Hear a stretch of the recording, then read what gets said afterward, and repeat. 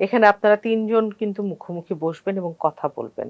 আপনার কি মনে হয় যে ওটা অনেক বেটার হবে আপনাদের জন্য? আমার কাছে মনে হচ্ছে বেটার হবে।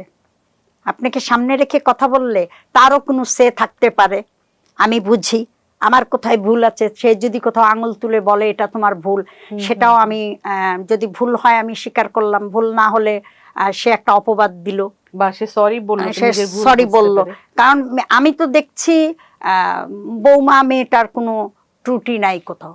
একটা সংসারে একজন বউ হিসাবে, একটা মাত্র ছেলের বউ হিসাবে তার যা লাইবিলিটি সে তো সমস্তটাই ফুলফিল করে যাচ্ছে। তারপরও সে নীরবে মুখ বন্ধ করে বলতে পারেন সে আমার প্রতি মুগ্ধ হয়ে, আমিও তার প্রতি মুগ্ধ, আমরা মা মেয়ের মতন। জি, থেকে আপনার প্রতি যথাযথ দায়িত্ব উনি নীরবে পালন করে জি, যাচ্ছেন। আমার কাছে তাই মনে হচ্ছে। এটাই আপনাকে কষ্ট দিচ্ছে বা পীড়া দিচ্ছে জি, অনেক বেশি। আমার বিবেকে নাড়া দিচ্ছে।